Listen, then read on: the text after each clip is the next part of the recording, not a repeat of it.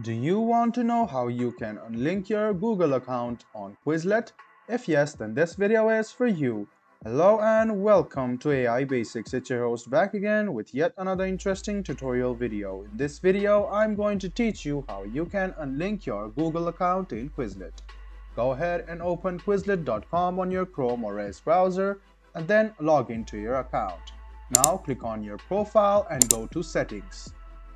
Scroll down until you find Unlink your Google account.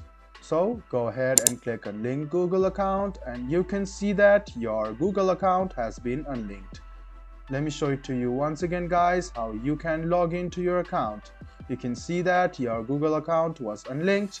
So go ahead and click login, go ahead and log in with Google and click on your Google account, and this way you will log into your account. So you can see that this account exists. So go ahead and press login and then shortly after a while you will be logged into your account. This way you can unlink your Google account in Quizlet. I hope this video was helpful for you. If you still have any kind of confusion, please do mention us on the comment section down below.